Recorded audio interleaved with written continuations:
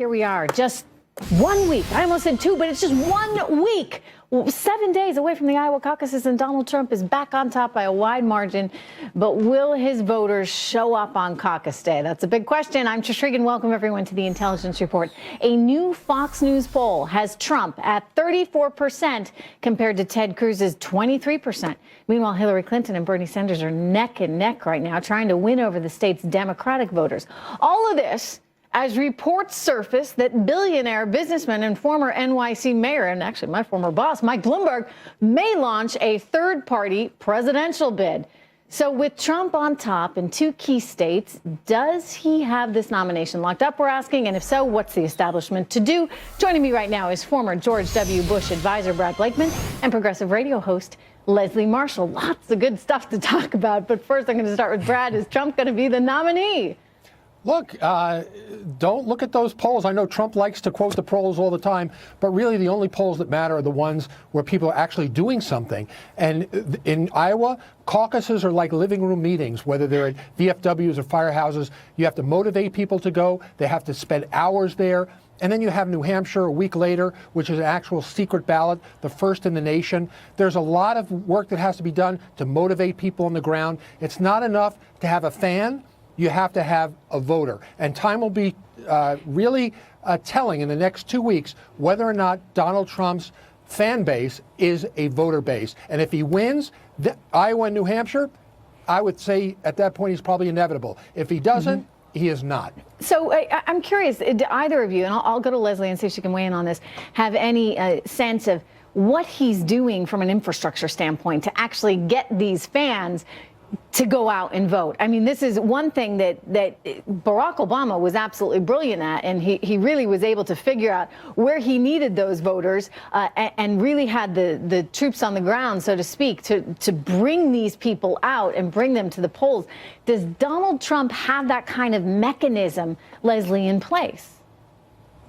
I honestly don't think so, and I think part of the problem has been Donald's and his ego, quite frankly. I mean, coming in on his plane or his helicopter, speaking to people. Now he's staying at a Holiday Inn Express and going to church and taking it a bit more seriously, I think, certainly because in the past, not today's numbers, Ted Cruz was neck and neck with him. But the big thing here is when we look at those numbers, and I agree with Brad on this, you know, support in the polls is not necessarily a voter in a caucus. This is not a primary. And in addition, even if Donald Trump wins Iowa, it doesn't mean he'll be the nominee. Hello, Huckabee and Santorum in the past. And in addition to that, we also have to look at historically Democrats. Iowa normally calls Democrats more so than Republicans, who historically 43% of the time that would be a call. So I wouldn't be surprised if Donald Trump loses Iowa, but that doesn't mean he would lose the nomination necessarily when we just look at the numbers historically. You got to be careful. He's got to be careful here not to get too cocky about it all. We saw some evidence of that over the weekend. Watch this, him talking about how he could actually even pull out a gun and shoot someone on Fifth Avenue and be okay. The polls.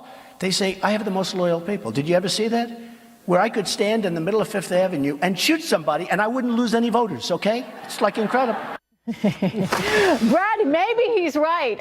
He was joking in that. Some of the media got all up in arms, and we saw a lot of people really freaking out on Twitter when he said that. But he was making a joke. Is he perhaps overestimating his opportunity here? Yeah, and I think that's a politician's Achilles heel. You have to underpromise and overdeliver. That's what defies expectation. The facts are right now that Trump has so set the bar so high that if he doesn't win and win big using Trump vernacular, then he's a loser. And, if I were against him and he lost Iowa, came in second in New Hampshire, I would be playing that Barbara Walters interview where she pinned him down and said, if you're not winning, you're losing, right? And he said yes.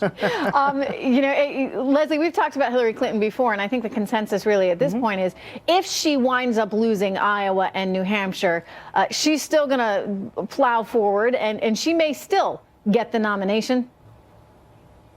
You agree with that? Absolutely. Okay. Yes, I do. So and the reason I do with the southern states, which have a much higher minority vote. Exactly. Yeah, and we're going to talk about it a little later in the show, because states. she's really trying to play to that right now with talk of slavery reparations. But let me ask you about the wild card in all this. I mean, as if this race wasn't interesting enough, now there's talk of Mike Bloomberg, billionaire Mike Bloomberg, former mayor of New York City, getting into this race as an independent. Leslie, could it happen? I think it could happen, and I think if anybody was going to do it, it should be now, and I think he might be the guy. I mean, he certainly has the money, he has experience, and he speaks to the majority of this nation in a sense. If you look, most of us are leaning more to the right fiscally, but more to the left socially. He bridges that gap. Also, he comes in at a time where there's not only great fragmentation in the Republican Party, but certainly a lot of disdain for their top two candidates right now, Trump and Cruz. And he might even get some Democrats who aren't happy with the selection of Hillary or Bernie, for that matter. You know, I'll just share with you guys a little bit of intel. So I used to work for Mike Bloomberg in his news organization there. And I know that they looked pretty hard at this last time around. They concluded that he could not win, they being his team, that he could not win in 08. He's the kind of guy who doesn't necessarily want to do something unless he knows he's really good a shot at winning. And so that's very important to him. I would think, Brad, this time would probably be better than any. If you want to win as an independent, and we know historically how tough that is, this is a race that's very unlike any other one we've ever seen. So is this his last chance? I mean, he's not getting any younger. Well, it would be very tough, even in these times, with the kind of division we're seeing in both parties, for a third party, an independent, to win. And this much is true, regardless of the circumstance, and that is the party apparatus in Republicans and Democrats is entrenched at the local level, the state level, and the federal level. You have apparatus on the ground that couldn't be duplicated for the type of money that even Bloomberg has. Okay, I was going to say, I mean, he has got money. He could put $1 billion into this, no problem, right out of the gate. Here's what I wonder, though, Leslie. If he were to run, does this actually hurt the Democrats or the Republicans more? I mean, who's he going to take votes from, in your view? Republicans, and that's why, please, Mayor Bloomberg, please, if you're watching, run. No, he would be the Ralph Nader for the right, and it certainly, I feel, would help Democrats, no question, and hurt Republicans. It would split the party vote. I mean, this is a guy who is very, very anti-gun.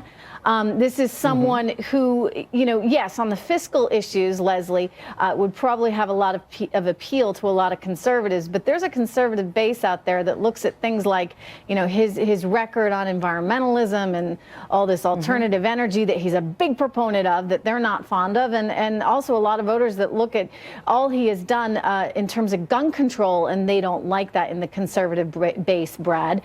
I actually see him being able to siphon off voters from Bernie Sanders, clearly, or Hillary Clinton. What do you say? I think he's going to be in a pox on both houses. He will appeal to both dissatisfaction on the right and the left, because that is an independent you have to do. I think he'd hurt both, and in the end, that's what spoilers do. And the question is, who does he hurt the most? Well, I can tell you who the winner in all this probably is, and that's the media, because this just got all the more interesting, and it could get really good. Thank you so much, Brad and Leslie. I'm going to see you guys in just a moment. Thanks.